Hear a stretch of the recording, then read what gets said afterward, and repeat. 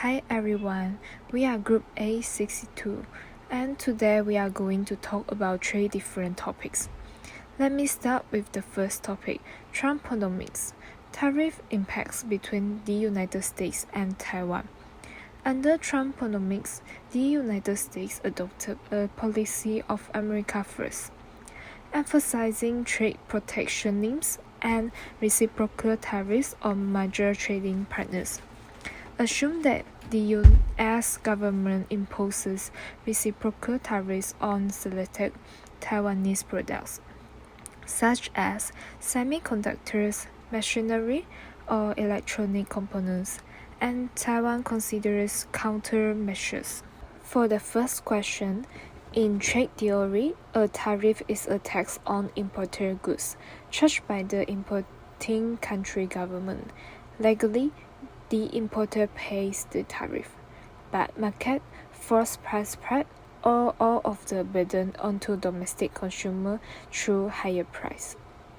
In a standard supply-demand diagram, the tariff pushes the domestic price above the world price, reducing import volume and raising domestic output. Domestic producer gain supply, consumer lose surplus, and the government collects tariff revenue, but the policy creates direct loss due to foregone mutually beneficial trades. A reciprocal tariff means that one country sets its tariff rates to mirror or counter those of its trading partners. In the U.S. to Taiwan context, America's first trade policy used reciprocal tariffs to pressure Taiwan. If Taiwan's tariffs or non-tariff barriers are viewed as too high or discriminatory, the U.S. raised its tariffs on Taiwanese exports to similar or higher levels to force market opening or increase purchases of U.S. goods.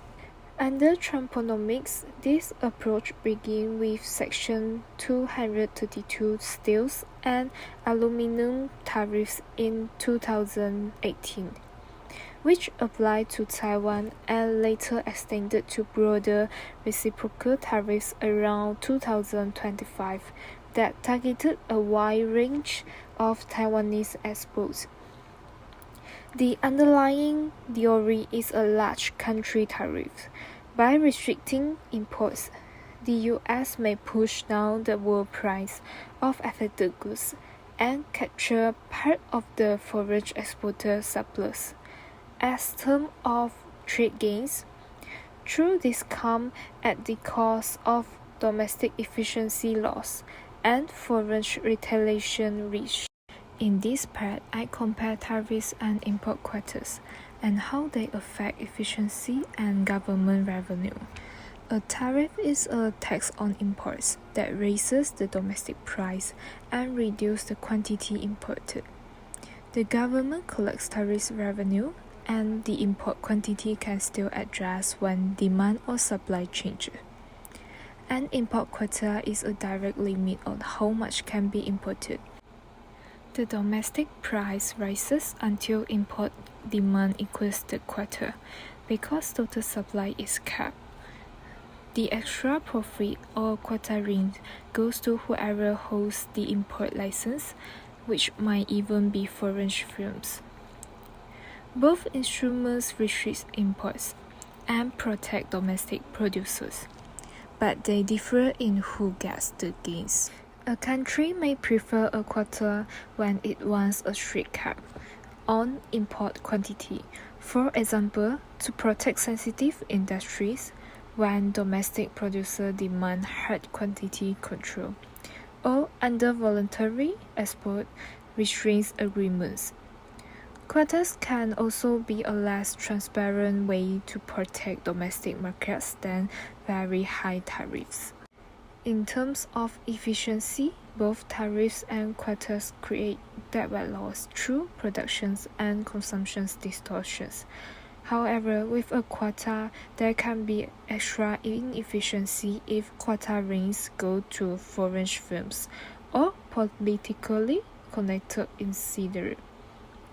For government revenue, a tariff always brings in revenue, while a quota only does so if the government sells or auctions license.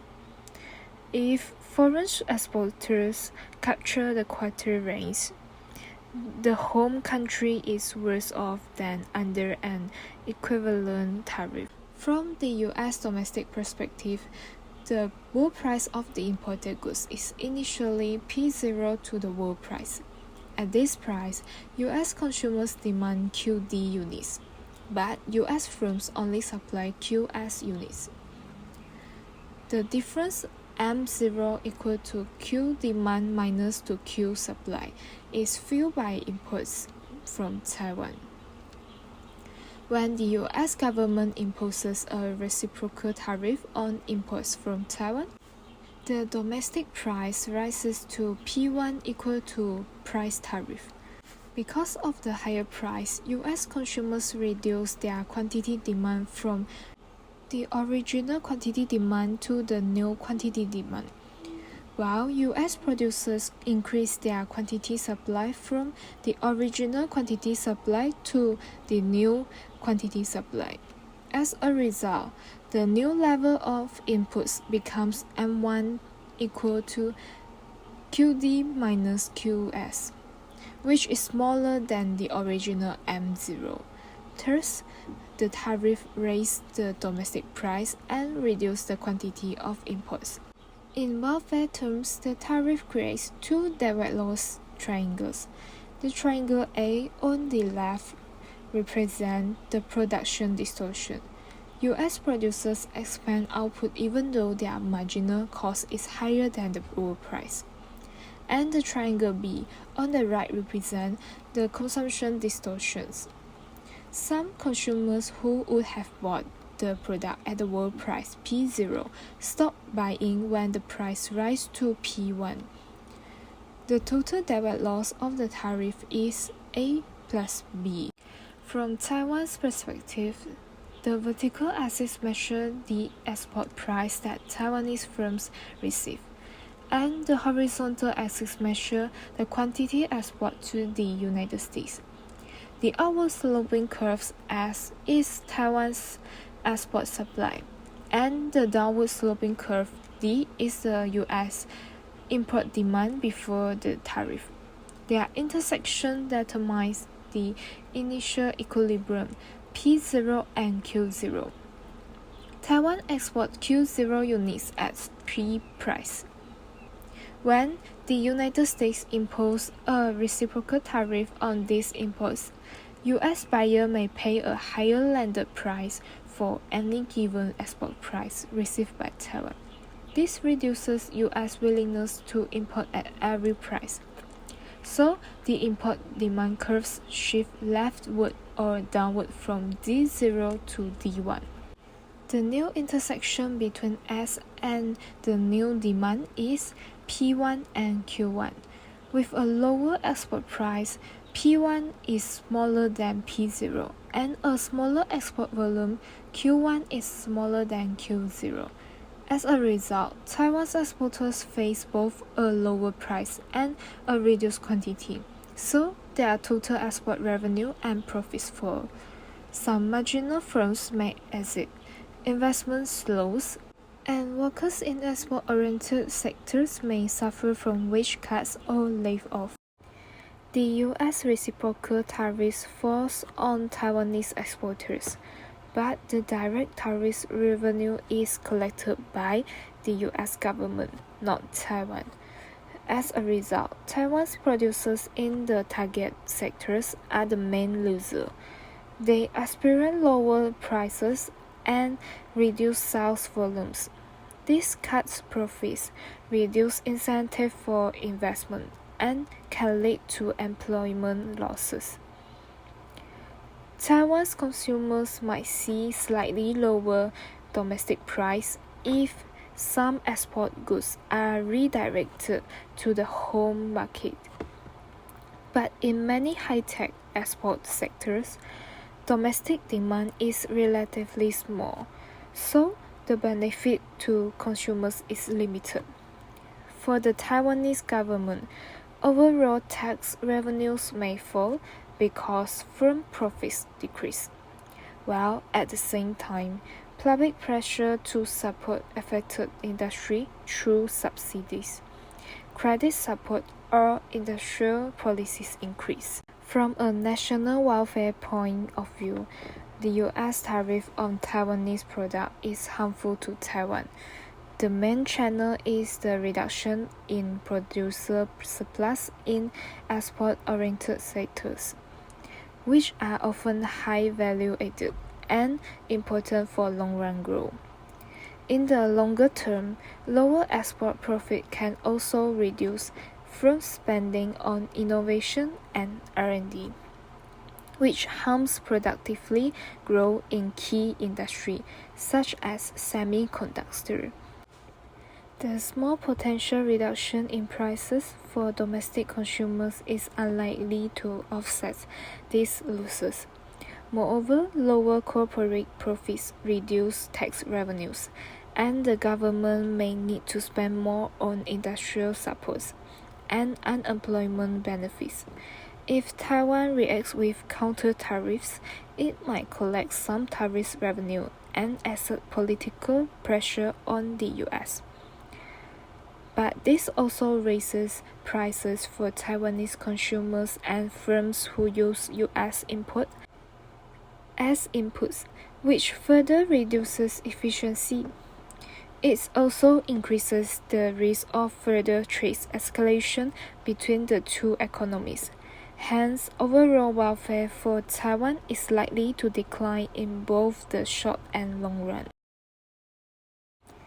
For the United States, reciprocal tariffs produce the familiar patterns of winners and losers from protections. US consumers pay higher price for imported goods and for domestically produced substitutes, which reduce their consumptions and cause a substantial loss of consumer surplus. If the tariffs are applied to widely used goods or key inputs, higher production costs can also feed into broader inflationary pressures. Domestic producers benefit from reduced foreign competition, higher price and expanded output, so their producer surplus increase. Although in the long run protection may weaken incentive to innovate and cut costs.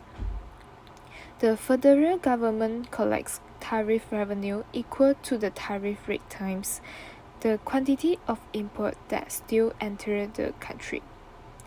Because the US is a large player in world markets, part of the tariff burden may be shifted abroad through lower world price, generating terms of trade gains for the United States. However, in the standard welfare analysis, the losses to consumers typically exceed the gains to producers and government, generating deadweight loss in the form of foregone, mutually beneficial trades. Even when short-run term of trade gains exist, real-world considerations such as foreign retaliations, policy uncertainty, and disruption of global value chain tend to erode or even overturn any net benefit.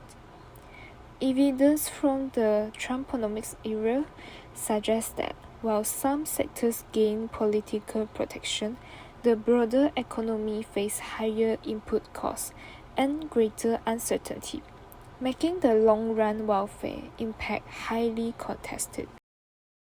While TSMC is a dominant producer in the advanced chip market, its pricing, cost, structure, and competition.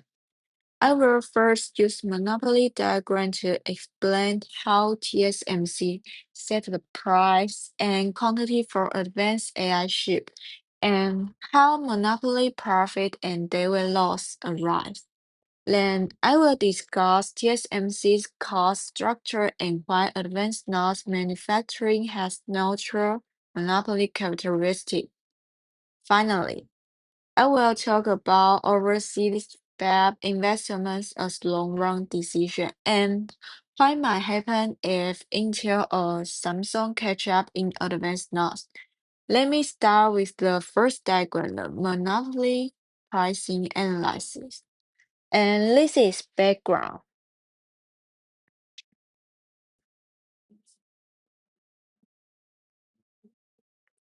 We can see the first diagram.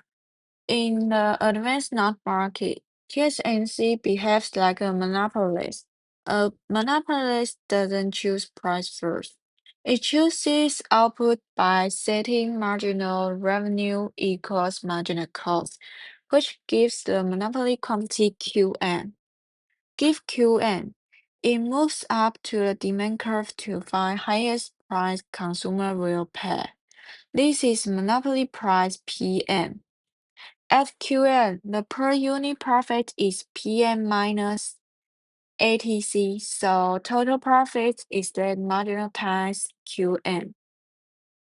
In the diagram, this is shaded rectangle between Pm and the average total cost curve from 0 to Qn representing TSMC's monopoly profit. Under perfect competition, the outcome is where demand intersects MC at QC and PC. Monopoly leads to lower output and a higher price. QN smaller than QC, PM bigger than PC. And the missing thread between QN and QC creates a daily loss triangle between the demand curve and marginal cost, representing loss social welfare. Now we see the second diagram. In the second figure, I focus on the AI demand surge. I show two demand curves, the original D0 and the higher demand D1, with corresponding marginal revenue curves MR0 and MR1, and the same cost curve MC. Before AI boom, TSMC had chosen monopoly outcome where MR0 equals MC, producing QN at price PN on D0. When demand for AI chip rises, driven by firms like NVIDIA or OpenAI, the demand curve shifts right from D0 to D1, and MR shift from MR0 to MR1. TSMC still applies the same rule. Now setting MR1 equals MC, which gives a higher monopoly quantity Qn plus and a higher price PM plus on D1. Thus, the AI demand surge leads to higher output, a higher monopoly price, and larger monopoly profits to TSMC. Because capacity at advanced nodes cannot expand quickly, short-run supply is relatively inelastic, so price increase is especially strong when demand shifts. R. I focus on TSMC's cost structure in advanced nodes. TSMC faces very large fixed costs, including building new fabs and clean rooms, installing EV tools and other advanced equipment, and making backup from R&D and process development investments. This cost has to be paid even if output doesn't charge in the short run. By contrast, variable costs move with the number of wafer produced. They include silicon wafer, photoresist, gases, and other consumables, as well as electricity, ultra-pro water, direct labor on the lines, maintenance, and yield-related scrap. We can see the average total cost equation. As output Q increase, the fixed cost is spread over more wafer, so average total cost falls and the firm enjoys strong economies of scales. This means that One or few large producers operating at very high volume can achieve much lower average costs than many small producers. As a result, advanced nodes semiconductor manufacturing shows natural monopoly characteristics, and it is more efficient for dominant firms like TSMC to supply large share of the market. TSMC behaves like a monopolist in advanced nodes. It chooses output where marginal revenues equals marginal cost, which gives the monopoly quantity Qm. From Qm, I move up to the demand curve to obtain the monopoly price Gn. The per unit economic profit is Pm minus ATC price, and total profit is this margin times Qm. In the graph, I shade the rectangle between Pm and the ATC curve from 0 to Qm. That rectangle represents TSMC's economic profit in advanced nodes. While TSMC can sustain positive long-run profit in advanced nodes while competitors struggle to match its efficiency and yield. TSMC can sustain positive long-run profit in advanced nodes because entry barriers are extremely high. First, fixed costs and economies of scale are massive. New fabs, EUV tools, and R&D require tens of billions of dollars. Second, TSMC has a strong learning and yield advantage, so its unit costs are lower and its efficiency is higher than most competitors. Third, it has deep long-term relationship with major customers, so switching foundry is risky and costly for them. As a result, even when there is profit in this segment, very few rivals can actually enter and match TSMC's efficiency, which allows TSMC to maintain positive long-run economic profits at the most advanced nodes. Ask whether TSMC's new fab in America, Japan, and Germany are short-run or long-run decisions. In economics, the short run is period when at least one factor, typically capital, is fixed, while in the long run, all factors can be adjusted, including plant size and market entry or exit. TSMC's overseas fabs involve acquiring lands, constructing clean rooms, installing EUV tools, and building local engineering and supply chain capabilities. This project changed TSMC's capital stock and production capacity, so they clearly belong to long-run production decisions, not short-run output adjustments. The largely reversible fixed investment behind this fab shaped TSMC's long-run average cost curve and minimize sufficient scope, and they determine how much advanced nodes output TSMC can supply from each region. At the same time, these sunk costs commit TSMC to these locations for many years and raise entry barriers for competitors who would need to make similar investments to compete at scale.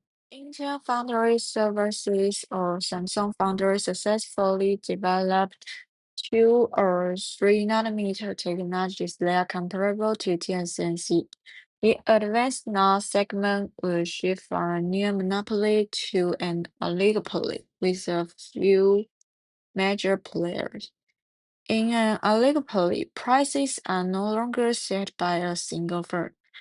but results from strategic interaction between the big foundries. Compared to monopoly, competition tends to push price down and total output up. So consumer surplus rises and the daily loss from monopoly is reduced. For TSMC, long-run economic profits will be squeezed, but given its scale, ecosystem, and process know-how, it will likely remain the dominant firm within a oligopolistic market. Competition would increasingly focus on technology, yield, reliability, and service quantity, while consumers gain more bargaining power and more credible boundary alternatives. This is my presentation. Thanks for listening. My name is Chen Yixing. Today, my presentation is titled Air Pollution and Negative Externalities: Why the Market Fails and How to Fix It. To understand a massive economic problem like pollution, we must first understand its human cost. This is a mother in Taichung. Her first decision of the day isn't about coffee. It's decoding a PM2.5 value on an app. This number dictates a simple, profound outcome: whether her 3-year-old son can play outside. An ordinary routine has become a high-stakes bet on her child's health. Behind this personal dilemma lies a much larger economic mystery we are here to unravel. To grasp the problem, we must understand its scale. Pollution is not a localized issue but a widespread externality. This isn't just Taichung's problem. It's a shared dilemma for an entire region. Economics call this an international externality. One country's production creates cost borne by all, because pollution does not respect sovereignty. This brings us to the central economic question for our analysis. How can a cost so massive be nearly invisible to the market? To diagnose this market failure, we can use a tool akin to an economist's X-ray, allowing us to see the underlying structure of the problem on a supply and demand graph. The first key element is the marginal private cost, or MPC. This is the visible cost, what the power plant pays for fuel, equipment, and labor. These are the costs that are eventually reflected in our electricity bills.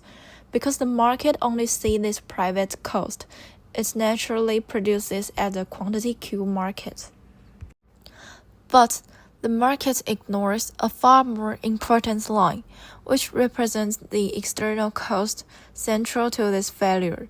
This is the marginal social cost, or MSC. This invisible line represents the true cost society pays, which are not measured in dollars but in human terms. These costs are: another afternoon my son can't run outside, the extra medical bills for his asthma, or deep anxiety about his future health. This gap between what the market sees and what social feels result in a measurable economic inefficiency. Because the market ignores the true social cost, it overproduces electricity, with Q market being greater than the social optimal quantity Q social.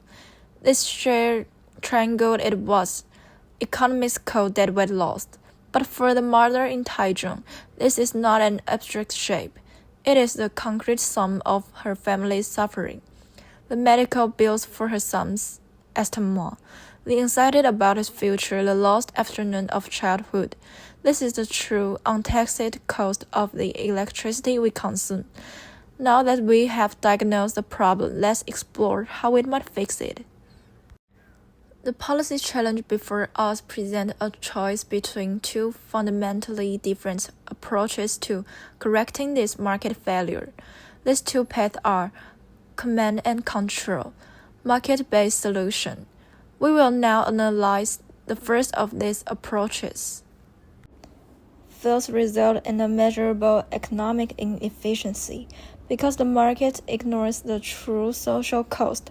It's the logic behind direct government regulation is clear and appealing. In a command and control approach, the government sets firm limits on pollution or mandates specific technologies.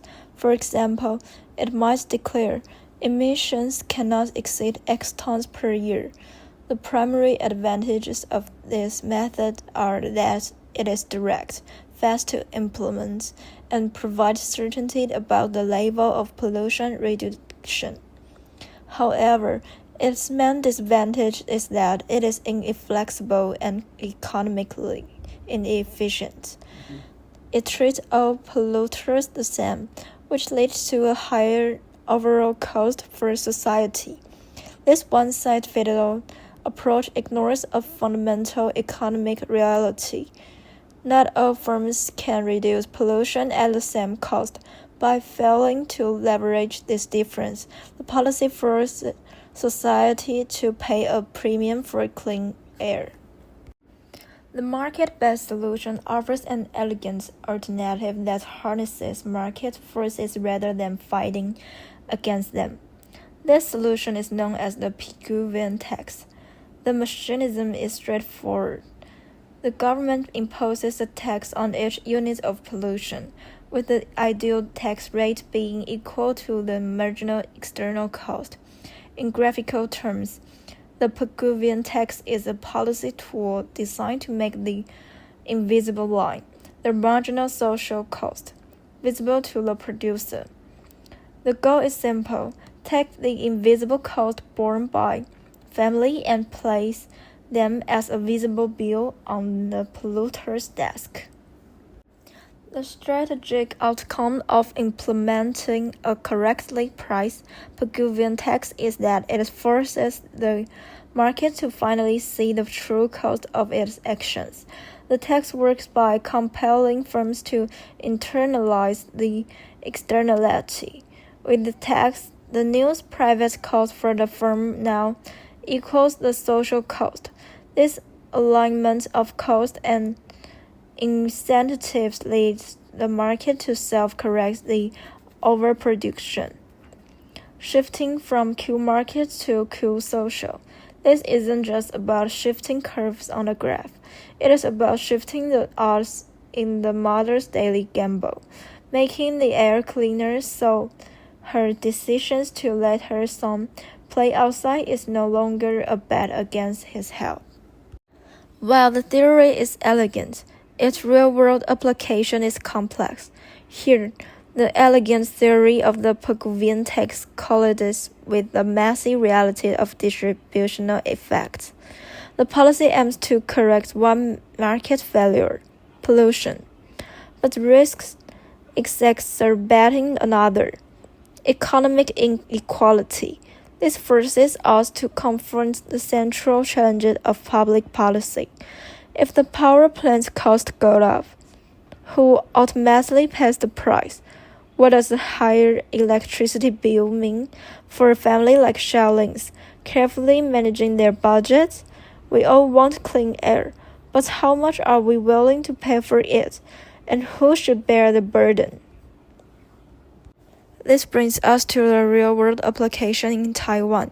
Taiwan has an air pollution fee, which functions like a Pigouvian tax. However, the primary challenge is that the rate is often too low. This isn't corporate malaise, it's economic rationality. For many firms, it becomes a simple calculation. Paying the fee is far cheaper than investing in abatement technology. The policy intended to curb pollution has inadvertently created a differently incentive to treat the fee as a predictable operating cost. The fee has become a de facto legal pollution permit, a flaw in design that undermines its very purpose. To address pollution effectively, we must look beyond national borders. As we noted earlier, pollution doesn't respect sovereignty. This creates a global free rider problem, where every nation helps others will cut emissions so they don't have to bear the cost. international cooperation mechanisms, like the Paris Agreement or carbon markets, are attempts to apply the Pigouvian principle on a global scale. Their ultimate goal is to establish a shared target and a common price, ensuring that polluting is no longer free for anyone anywhere. In conclusion, the market left to itself fails to price the negative externality of pollution. The Pigouvian tax offers a powerful solution by forcing the market to see the human cost of its choices, but its real-world effectiveness hides entirely on setting the price high enough to change behavior, a decision that involves difficult political and economic trade-offs. Ultimately, the answer to how high must the price be will determine how many more mornings the mother in Taichung must be in her day with a gamble on her child's health. Thank you.